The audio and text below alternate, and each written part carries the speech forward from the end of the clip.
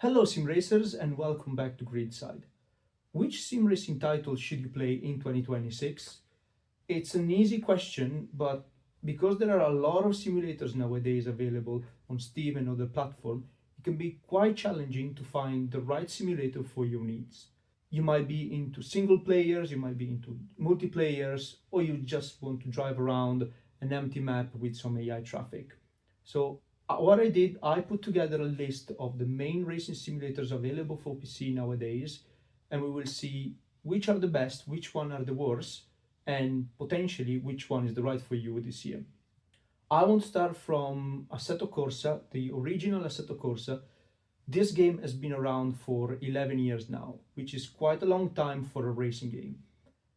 Unfortunately, the physics and the handling model are showing their age, but Assetto Corsa is still a really solid choice, especially because it does one thing extremely well, which is car communication. You can always feel on your steering wheel what the car is doing, what's the level of grip, and it's simply a really enjoyable driving experience. One thing that is really good about Assetto Corsa, and is mainly the reason why it's still relevant today, is the modding aspect. Mods in Assetto Corsa can really change the entire game. You can not only add new tracks, new cars, but you can only add new modes, like a new championship mode or a new career mode. You can also add free roam or AI traffic. It's really up to you what you want to do in this game. It's really good, especially for the price. The base price is £15 or around €18, but this game goes on sale quite often at around £3 to £4. So yeah, definitely a suggested game. There are a number of DLC that can also be purchased with the game, but because there are so many free mods available on the internet, you probably don't even need the DLCs. But it's definitely a title that must be on every sim racers because it's simply amazing. Second title is Assetto Corsa Competizione, another Kunos title. This time is a bit more restricted in terms of variety of content.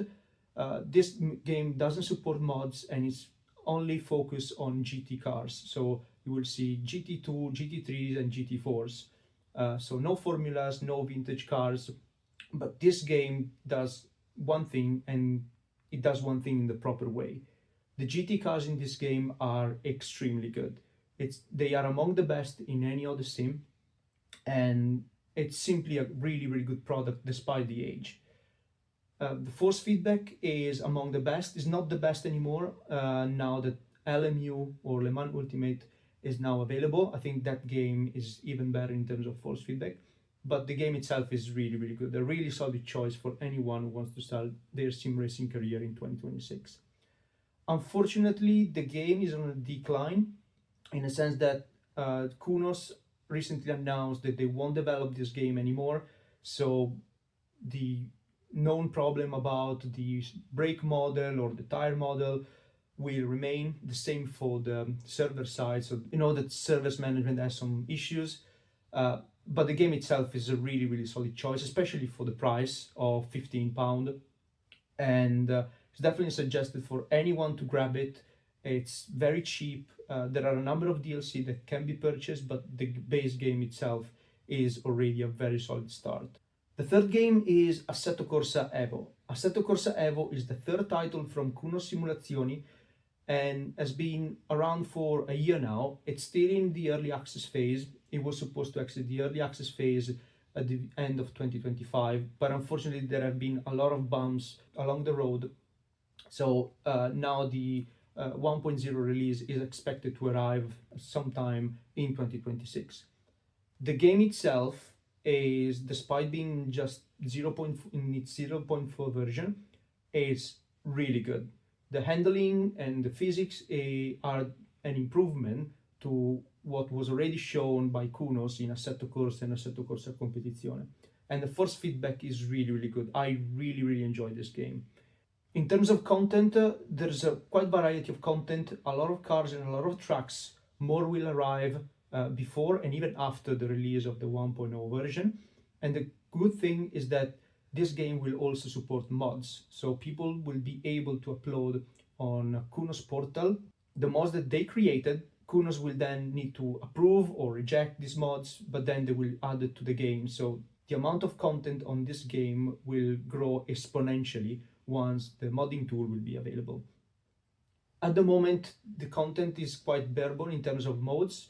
There's a single-player mode that involves full weekend race, as well as a license mode, where you can do some time trial in order to get licenses, get money, and unlock cars. The other mode is definitely multiplayer. This was introduced with the 0.4 version and is already working quite well. It's supported and hosted by SimGrid, and it provides races every 15 minutes with an official driving rating. So despite this being released just a few months ago, actually a month ago, the multiplayer of Assetto Corsa Evo is really, really good. So definitely suggested anyone trying it, not just the multiplayer mode, but the title itself. Also because this supports Kunos and the development of the game. The game is available on Steam, of course, for around £30 or €35, which is a really solid, really good price for such a solid game, especially because the game at some point in 2026 will receive the update, including the free roam. The free roaming mode will include 1,600 square kilometer in the Ethel region around the Nürburgring, so you will be able to use any of the cars available in the game to drive around laser scan roads. And it's really incredible the amount of work that Kunos is putting into this to make it probably the best free roaming experience that you can ever get in a simulator. So definitely a game to keep an eye on for 2026, and definitely a game that I suggest anyone give it a try. And now another Assetto Corsa title, but this time not developed by Kunos. I know it sounds a bit weird, but this one is developed by Supernova Game Studios, and this game is Assetto Corsa Rally. As the name implies, Assetto Corsa Rally is a rally game, obviously, but it's not simply a new rally game in the landscape of other rally games. This is probably the best rally game that ever came out since forever. The physics, the handling model in this game are incredible. They are courtesy of Kunos that lent the assets to Supernova Studios, but the game itself is already extremely good. It's in 0.2 phase, so very early access, but the handling model, the cars and everything is so good compared to any other rally game that came out in recent years. Maybe the only one that is at the same level in terms of handling and simulation is Richard Burns Rally, but of course we are talking about a game that is 10, 15, 20 years old, so very different comparison here. In terms of content, is very limited at the moment, just 3 locations for 5 rally stages. Few cars that are available at the moment. You can find more modern cars like the Peugeot 208 or older cars like the Lancia Delta Integrale. But of course, the team committed to provide monthly updates that will increase the number of cars, the amount of content, but also fix bugs and improve the game. The game is available on Steam at £25, which in my opinion is a very good deal for what you get, or at least the expectation of what you will get along the road. And it's definitely something that I would suggest anyone, whether it's a die-hard fan of rally racing or someone that enjoys racing simulation, because this is something so fresh in the racing simulation landscape that is definitely worth having a look at it. Enough with the Assetto Corsa franchise, let's talk about Automobilista 2. Automobilista 2 is, in my opinion, one of the titles that gives the best visual, weather effect and night and day transition in any sim racing. It also has a huge amount of content with a lot of cars ranging from old Formula cars to modern GT cars, including prototypes, road cars, trucks and even off-roads. And in terms of physics and force feedback, they have been improved massively over the course of the years, giving an overall very solid experience to anyone who wants to have a good spin on the rig. In terms of modes, Automobilista 2 really shines when it comes to single player. There's a really good structured championship mode with a very good AI. In terms of career, the team recently announced there will be a career mode that will be released in 2026. So another thing to keep an eye on. While in terms of multiplayer, this is not really the strongest point of the sim. Unfortunately, the overall multiplayer structure is not really refined, in the sense that there are no official races, there's no driving rating or safety rating, but multiplayer is based on open lobbies. In terms of price, this is quite a cheap product. You can find it for around £30 on Steam. However, my suggestion is for you to wait for sales, because you can find this game on sale and grab it for literally £3-4. So that's why I'd say that this is a very cheap product to get, very good package for the price that you're paying. There are a number of DLCs that you can also buy with the game. Maybe I would say to cherry pick the one that you really want to play rather than buying in bulk, because otherwise the price can go up a bit. But we are talking about a full package of game and DLC that will be around £100. So yeah, definitely a suggested one for everyone into single player game, regardless of what you like to drive. Now, a slightly different title. We are talking about F1 25.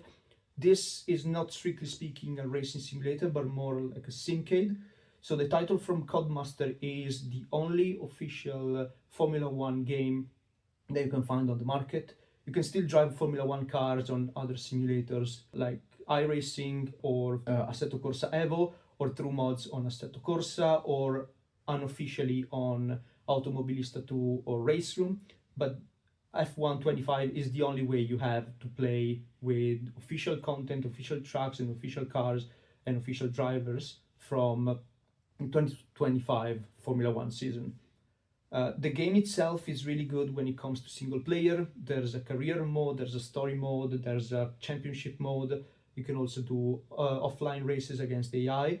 In terms of online mode, I can't really suggest it because, yeah, there are open lobbies with people playing the game without really taking into consideration potential safety rating. Not that there is one.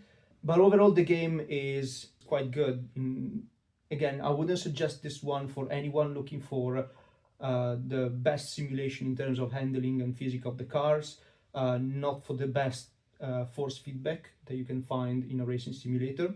But if you're a Formula One fan, or whether you just like to drive Formula One cars using official content, this is the way to do it. It's quite expensive. We're talking about £50 on Steam. However, it's currently on sale for 50% off, so you can grab it for £25. I think for that price is quite a good deal.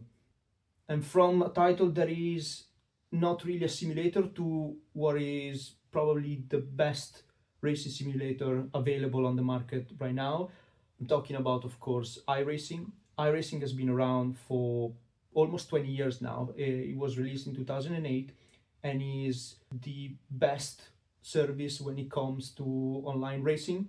There are races organized every 15 minutes for a huge variety of cars, whether it's a Mazda MX-5 or a Formula car or prototypes, or maybe even vintage cars or dirt cars or rallycross. So in iRacing, you will find everything that you want. The physics and the handling model are really, really detailed. The force feedback is also really good. You can also improve the force feedback with third parties if you want to an even more enhanced experience. But the base game itself is already really great. Unfortunately, it's not quite perfect. There are a few things that iRacing is doing okay-ish, or maybe not really well. The first one is the netcode. We know that the netcode in iRacing is not its strongest point, unfortunately, especially when it comes to close battles. And the graphic engine is quite old at the moment. There's a roadmap to release a new graphic engine in 2026. But at the moment, the game looks quite dated. So that's another thing to keep in mind. And what is probably the biggest barrier to entry to iRacing is the cost of the service. Because yeah, the simulator has a huge variety of content. However, the base game will only provide you with around 20 cars and around 20 circuits. But if you want to join races that are not on the rookie level, you will need to buy new cars and new tracks, and the cost for these adds up quite quickly. We are talking about 14.95 for a track and 11.95 for a car, plus the subscription, which is around $110 per year. So it's quite an expensive service. Also, if you live in Europe, you will need to pay another 20 to 25%, depends on where you live in terms of VAT. But the positive thing on this is that at least once a year you can find some discounts on the subscription thanks to the Black Friday offering. And that because it's quite an expensive game, people tend to be more cautious when it comes to racing, so you will not find the same crazy people that you will see on F1 25, for example. Having said that, you will still find some people that might be a bit frustrated and can ruin your race, but not as many as in other simulators. This game is definitely for people who are looking for the best multiplayer experience with the best handling, the best physics, and one of the best force feedback models. I can suggest it to anyone because of the price and the commitment that people need to give to this game, because you can't jump into the simulator and expect to be the first one in Split 1, given that there are people that played this simulator for more than almost 20 years now. But yeah, it's definitely something that I would suggest anyone to give it a try. Regarding this, I will leave a link down in the description where you can try iRacing completely for free for 3 months, and then you can decide whether to buy the first subscription or not. And if you do, you will also get an additional 30% off. So it's an amazing opportunity to try iRacing in 2026. And once again, it's one of the best, if not the best, service that you can get when it comes to online racing. Now, a simulator that surprised me quite a lot in 2025, I'm talking about Le Mans Ultimate. Le Mans Ultimate was launched at the beginning of 25, and it's the official WEC and ELMS game. So all the content revolves around these two racing series. So you will find GT cars, prototypes, and hypercars. You won't find any formulas or any road cars, but it's a very, very solid game. It's has been now launched in its 1.0 version, although there are a lot of bugs, so it's not a finished product, especially because it lacks a single player mode. But when it comes to online racing, this game is one of my favorite ones. There are official races every 15-20 minutes with an official safety rating and driver rating.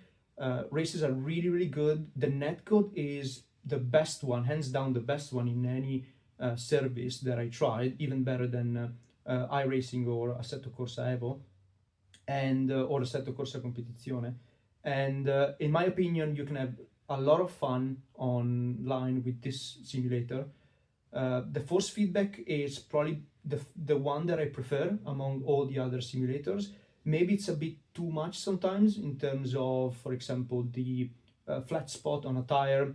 You can really feel the flat spot on the tire, maybe a bit too much. You don't feel that much in a real car, but the game is really good, really good.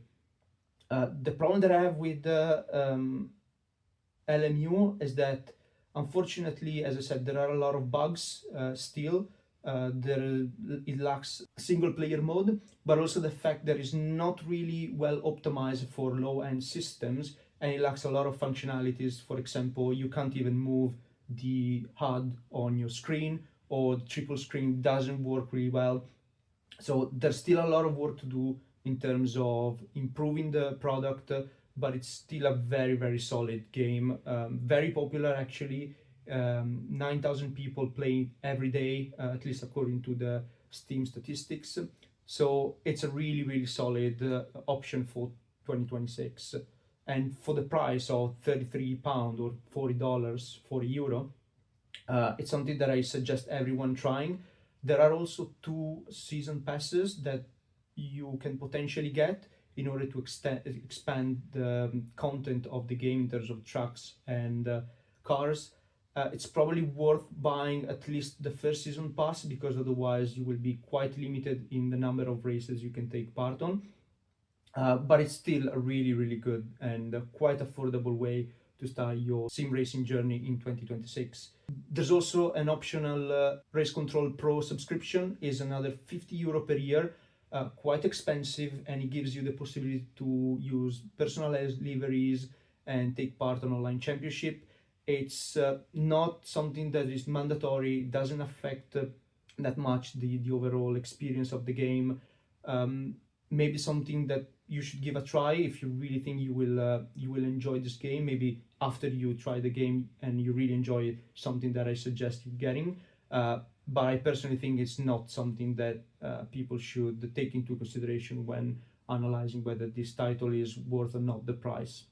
Now, I want to talk about a game that came out towards the end of last year that was quite controversial. I'm talking about Project Motor Racing.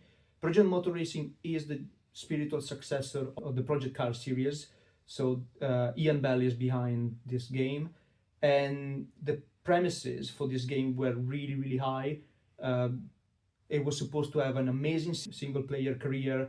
Multiplayer was extremely structured, like licenses and driver rating and safety rating. However, the launch was terrible, and the reason is because the handling model, the physics model, is nowhere near to be considered a simulator. Basically, handling is all over the place, especially for the newer cars. Vintage cars are somewhat okay, but GT cars and hypercars are terrible. The graphic is a bit overwhelming, especially given the fact that it's a brand new graphics engine. And yeah, all these problems are basically resulting in around 100 people playing it every single day on Steam. So definitely below expectation in terms of where the product should be. I don't want to say that this game is already dead. I think there's a lot of work for the developers to do. Unfortunately, the team has been reduced quite substantially towards the end of last year, given the failure that the launch was. And especially because the price of the game was also quite, and is still quite high. It's around £50 for the base version, £80 for the 1 year bundle, which it's a really, really high price, especially for a product that should have been launched in early access rather than as a finished game. So I still want to keep an eye on this product. I have hopes, maybe not high hopes, but I have hopes for it to become better. And let's see towards the end of this year where this title will be, if it will be worth considering it or not. And now let's talk about Race Room. This title has been the underdog for many, many years. It's been around for a long time, but was never considered that product that people are willing to suggest when jumping into a sim racing career or sim racing experience. And that's quite unfortunate because I think it's a really valid product. Yes, the graphic is a bit dated, the handling physics model are okay, they are good, they are not the best. Especially the physics model, it's quite basic, doesn't have tire temperature, for example, or there isn't a physics model that has rain and night and day cycle, but it's still a very solid choice for anyone who wants to start a sim racing journey in 2026. And the good thing about this product is that it's completely free. It's, or at least in its base version, it's completely free. You can just download it from Steam. You will have a bunch of cars and tracks that you can try straight away. And if you like the game, you can also buy some additional content. And the price for them is very, very cheap, especially compared to other DLCs or other purchases that you need to make with games like iRacing, for example. And in terms of content, it's really great. You have everything from old formulas to DTM cars to GT cars and prototypes. You also have small niches, so you can find pretty much everything in this simulator. This product is definitely designed for those who wants like more a casual experience. There's a single player version where you can race against AI. There's also a revamped multiplayer mode that allows you to race against other people, and now with a driver rating. So that's something that was introduced in Q4 of last year, and it's a really, really good improvement compared to what Race Room was before. So especially given the price of the game. I would suggest anyone to have a go at Race Room. A new graphics engine will arrive later this year, so hopefully that will increase even more the number of players. But I think so far is already like a very, very valid product that should be at least tried by anyone before deciding which sim racing title to main for the rest of the year. Now, I want to talk about another controversial title, Rennsport. Rennsport is this e-sport game that was launched a couple of years ago in early access and was then launching its 1.0 version in November of 25, just before Project Motor Racing. And it's a really bad game. That's all I can say. The car physics, the handling model is all over the place, is not good. The AI is the worst AI I've seen in any game. The audio is quite bad, and it also depends on cars. So in some is bad, in some others is extremely bad. And it also has microtransactions, which is the worst thing you can add to a racing simulator. And all of this for £50 for the base version or £80 for the deluxe version, which is absolutely nonsense. It's a product that isn't unfinished, and in my opinion, this game will be completely abandoned by anyone in 2026, so just stay away from it. And finally, a game that I was not sure whether to include it or not on the list, because it's not a simulator, but it's so much fun. Wreckfest 2. Wreckfest 2 is definitely not a simulator, but it's so much fun. You can join races both online and offline. They are quite intense, they are unpredictable, they are incredibly fun. You can get both races or destruction derby, so it's a unique title that I think should be on anyone's list, whether you're a hardcore sim racer or not, because this game allows you to just jump on your rig or even playing with the controller and race against AI or other people without having to worry about safety rating, driver rating. Yeah, it's really fun. It's really fun, and for a price of £25 or around €30, you can grab either the second title, Wreckfest 2, that is currently in its early access phase, or you can grab the first title, Wreckfest, that goes on sale quite often. So keep an eye on it, because I think it's in terms of value, it's a really very solid proposition. So that was the list of games that I think it was worth mentioning in order for you to decide which title you should play in 2026. I know that I left out of this list a couple of games like BNG or NASCAR 25 or the upcoming IndyCar game, but I haven't had the chance to try them, so I didn't want to include them in the list. But let me know what you think, what you played in 25 and what are you going to play in 2026, whether these games will be the same, or if you're looking forward to something in particular. I am looking forward the new update for Assetto Corsa Evo. I think that game has a lot of potential.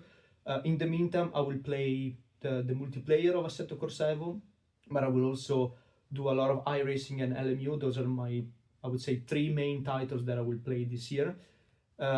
If you are into single player, I would definitely suggest you to have a look at Assetto Corsa or Automobilista 2 or F1 25 if you haven't already. In terms of multiplayer, I can definitely suggest you the 3 titles that I'm also playing, which are Race Room, because it's completely free, LMU, it's still quite accessible in terms of cost, and iRacing, expensive but the best service you can get. And if you like rally, there's a clear winner here, which is Assetto Corsa Rally. And if you want to have fun, Wreckfest 2 or Wreckfest 1 are the 2 games you should try. Let me know again what you think. Don't forget to support the channel, like and subscribe if you haven't already. And I'll see you guys in the next one. Ciao.